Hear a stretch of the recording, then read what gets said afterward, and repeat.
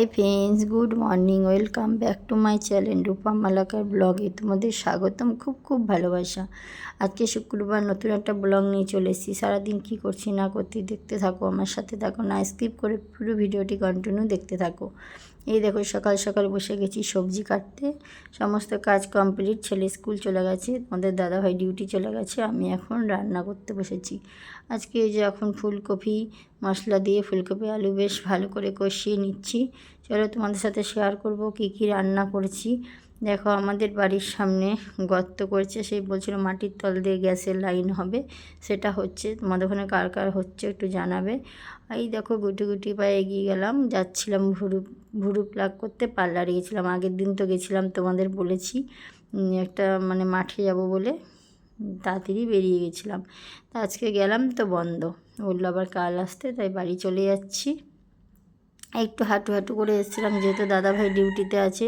টোটো phone করেছিলাম, টোটো পাইনি, তাই হাঁটু হাঁটু করে এলাম। ঠিক আছে, সবসময় তো গাড়িতে যাই, একটু হাঁটতেও হয়, বেশ ভালোই লাগছিল ঠান্ডাকালে রোদের মধ্যে হেঁটে হেঁটে যেতে। আর এই দেখো বাচ্চা নিয়ে মা মাঠে বেশ রয়েছে।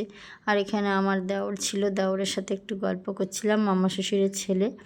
ওর সাথে গল্প করতে করতে এগিয়ে গেলাম।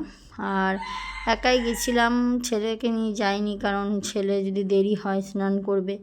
আর দাদাভাই ডিউটি, দাদাভাই তো বললো আমার যাওয়া হবে না, তুমি চলে যাও। তো একা একা চলে গেছিলাম, কোনো ব্যাপার নয়, কাছে পার্লার। ঠিক আছে, বাড়ি চলে এলাম। দেখো তোমাদের সাথে শেয়ার করছি, ফুলকপি আলুর তরকারি করেছি।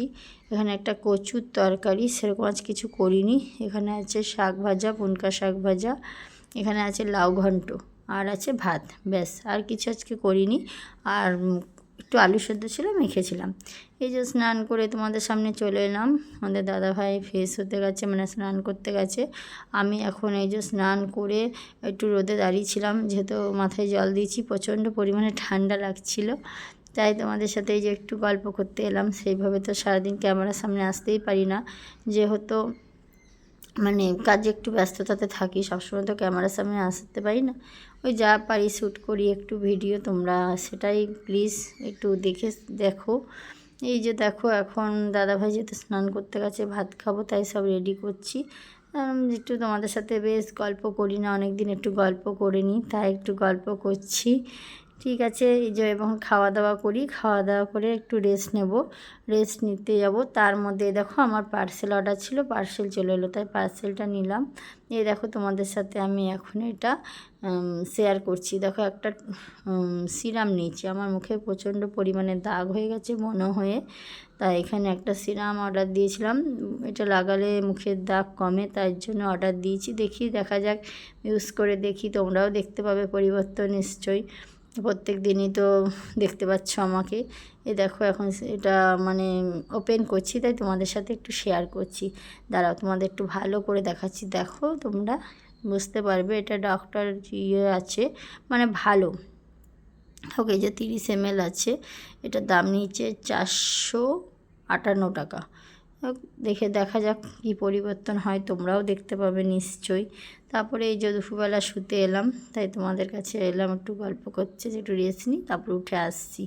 তারপরে সন্ধেবেলাতে দাদাভাই আসলো, সে যে সিঙ্গারা নিয়ে আসলো আর গুড়ের গরম গরম রসগোল্লা নিয়ে আসলো, এই একটু টিফিন করছি তিনজনা মিলে। আমার শাশুড়ি মা সিঙ্গারা খায় না, মিষ্টি খায়।